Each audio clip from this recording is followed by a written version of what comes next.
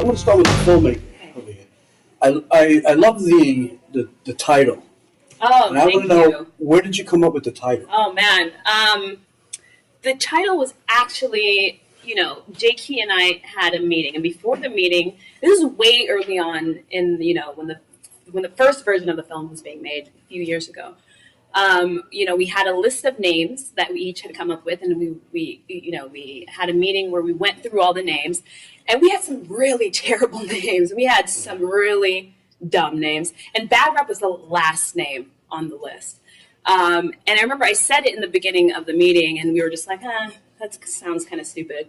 And then we went through all the other, the names. One of them was, we were going to have, are we there yet?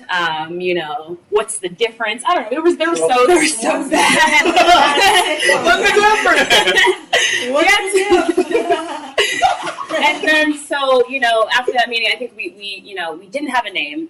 And then we came back, a couple weeks later, and we were just like, what about that bad rap? It means a lot when you really think about it. You talk about having a bad reputation, right? Sort of like your rap is bad, or people consider it to be that, which can be, not bad meaning bad, but bad meaning good, But so it also mean bad meaning bad because you're Asian American. Well, yeah. Well, so it just sucking. Yeah. And so it just hit. I think it hit a lot, and it was very easy to say. It's 6 letters. It was just perfect, and I think it just encompassed everything that we wanted it to be. It was a business move. And how did you get this whole group together? Because the 4 rappers are very different. Yes. In personality and even in the way they perform. Absolutely. And I'm just curious to know, how did you find them? How did you contact them? To be honest, it was very organic and very lucky that we had 4 different rappers who it wasn't a situation where Jaeki and I talked and we said, okay, we're going to get this person and this person and this person and this person. Right. It wasn't like that. For a few months, I followed a few different rappers, and we ended up going with them because, one, they were friends, they were around each other a lot, and because they did different kinds of music. So, lyrics is very boom bap. Dumbfounded comes from the battle world. Rekstizzy is really out there, and Nora's was more comedic, and she's a woman. And so it all worked together because they each represented a different theme in the film. So I almost want to say it was just, divine intervention or something, because they're just all perfect for this, and they were always all together all the time. Right. And they were also very open to having Salima around to film, and they weren't shy of exposing parts of their personal life. I mean, not the shower. I mean, that was and Jaeki was really integral in getting everybody together. Because how did you two meet? Because I'm curious, because I always ask these filmmakers, how do they come up with these ideas? Yeah. It was divine intervention, man. No, it was. I kind of believe in that because I come from the film world. Yeah. Too. So it's like nothing happens by accident. Right. So it was, this film started as a grad project. And I contacted Jaeki because he'd written this article in XXL, which is a hip-hop magazine, about a Korean artist. And I thought that was really interesting. I called him or emailed him. We got on the phone, a couple of days later. And, we're both hip-hop journalists. So we were talking about hip-hop. We were talking about all kinds of different music genres. And then we got to the idea, Jaeki being Korean-American, we started talking about how his experience with hip-hop and how he's been able to navigate hip-hop culture and the identity politics that go with that. So he was saying things to me that as a black woman, a black person, I'd never experienced before. And, and so after that, he said to me, this something about Asian Americans in hip hop has never been done. And I said, you know what, I'm going to, give me some contacts. I'm going to start calling. And that's how it really came together. And 3.5 years later, we have this film. And we're really excited about it. Yeah, I noticed at the end of the film, it says 2 years later. Yeah. Which blew me away. I'm like, what? Really? 2 years later, I'm expecting, I thought it was like now. Yeah. Like a now thing, but I know that documentaries take a very long time. Sometimes 6 Absolutely. years. And it's almost, Decipher, who's also in the film, has called it a time capsule of their careers because where they started, and even after the 2 years later, is so different from where they are now, right? When we first started, Dumb hadn't done a battle in 5-6 years, So now I don't know if you're going back into that world. No, if you guys want to, Did you win that? Did you win that battle? No, the thing is, they actually don't announce winners anymore. Oh, you don't? It's just pretty much people's opinions on the comment section. You want to know my opinion? You want to know my opinion? When I saw it, I think you won. Oh, Yeah, okay. yeah, You got him on that one. Thank you. Yeah. I appreciate that. We like to, Even if you see his facial expression, I think he knew that you beat him. Yeah. we like to leave that up to unexperienced 13-year-olds. Now. It's funny for Yeah. 69. And what? How do you pronounce your name? Aquafina or Nora. Fina. Okay. Like the water. When I saw the film, you mentioned something about marketing. That to market you, it's more about music, right? Your music because you're short, and I don't believe that. I think because nowadays, maybe that happened a long time ago, where you had to be like this perfect, beautiful woman. Right. Today, it's talent. It's pure music and being creative, and yes, marketable in a certain sense, but you are marketable because you know what you have? You're funny. And with both being creative with your music and the way you write and the comedic, like Eminem is a pure example of that. Right. Because he struggled so hard to try to get in. Yeah. I mean, you're talking about a time where a white guy rapping, come on, they looked at him like he had two heads. right. Right. I think that comment was speaking specifically to like the kind of like the formulaic pop structure, where it's like if you're gonna, a lot of these women, how they come in, they have the talent and that's fine. Yeah. But what happens is that they come in, they get ghostwriters, they get people that completely work on the image, they're forced to work out all the time. They might even get a butt surgery, and so that's speaking of the pop world, And I think with females nowadays, if you're not like kind of like a Remy Ma, Lil Kim type, like Lil Kim is sexualized, but her voice is just, you can't question her. Right. But then if you look more at like the CL, Iggy Azalea, Nicki Minaj, these are women that are gorgeous. They're almost like cookie cutter plastic things. I can never be on stage with 35 other girls behind me in a tube top, just like dancing. Well, I think a lot of the stuff we were talking about is getting onto that big stage. Yeah. We've actually respectively seen, a good success as far as our niche markets and stuff. Yeah. But, everything we're talking about is trying to, everything we dreamed of when we were young, like being on a yacht, popping champagne. Sure. I don't know if that's your... But I mean, like, where my career has taken me since then kind of shows that is still true. Like, my music still exists on a purely indie underground level. No, I didn't have Universal or any huge like companies coming at me with a record deal. That never happened. But what was marketable was me existing within the comedy world. I in the movie, I booked an MTV show shortly after.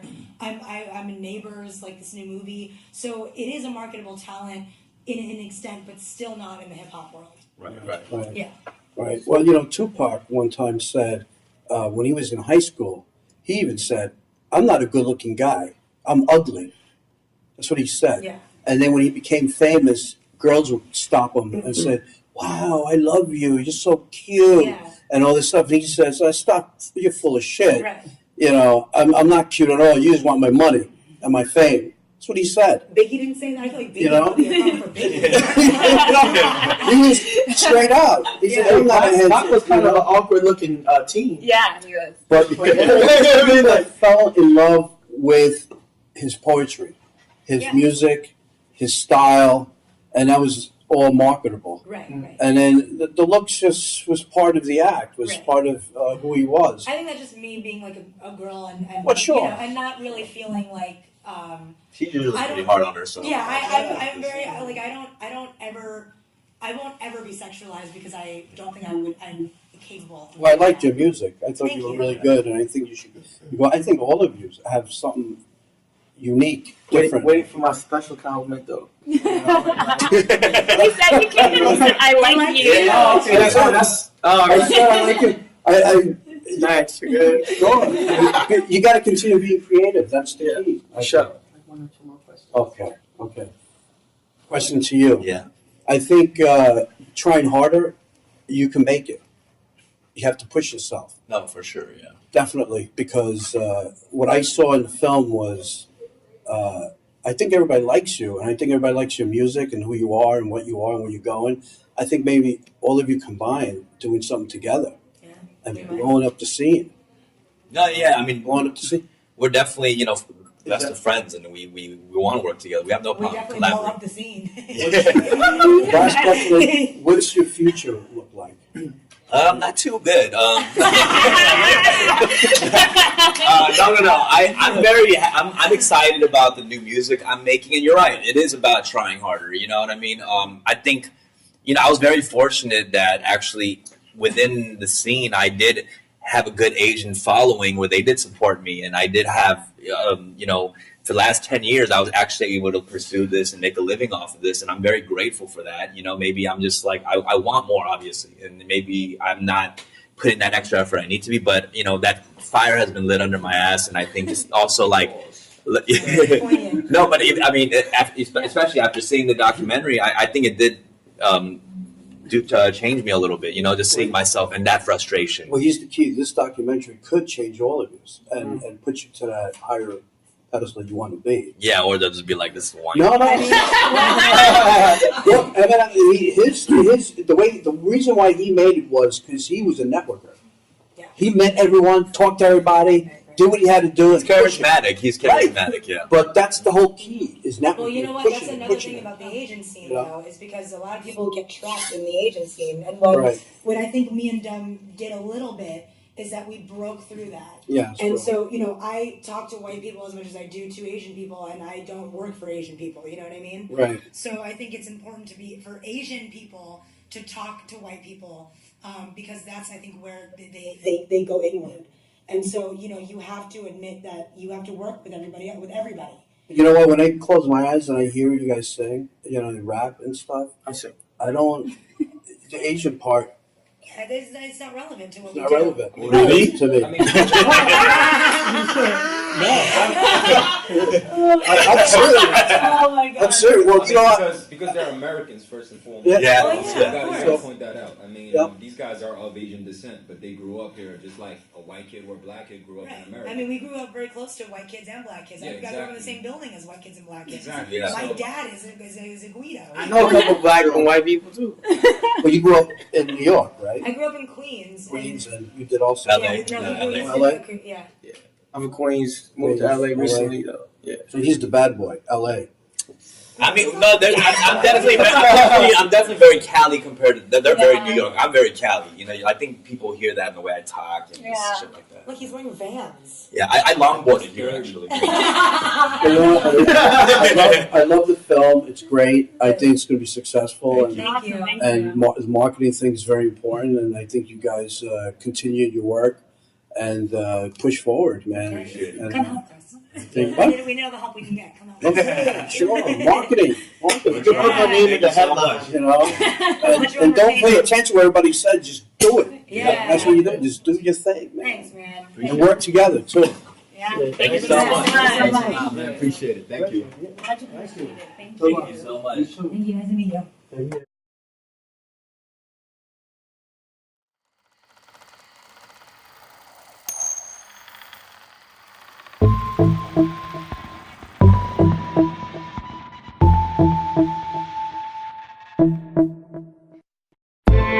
Out of 100 rappers, there's like 5 Asian American rappers. There aren't many Asian rappers doing it.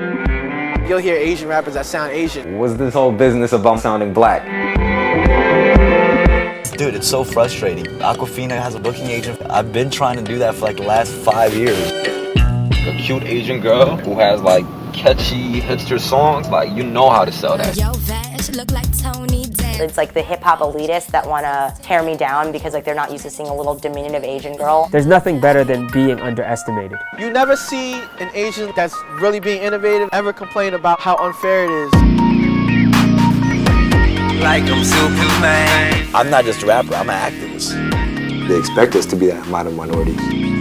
We need that champion. We need to be better than everybody. I don't think that I'm a spokesperson for Asian Americans at all, but I think that when I'm out there, I'm representing them. Fuck stereotype, you know? Fuck what you expect. This is who I am. Mama had a dream, but she gave it up for me. And my sister raising kids, man, that ain't a cup of tea. Now she ain't had no cheese. I know it's the music because everything else, dude, I can hold down, bro. I watched Dumbfounded for years. I'm a huge fan. To see him come back and just bless us with his presence at this event is insane. You got to get out here and rock these shows. Move around and tour and go see people on their turf.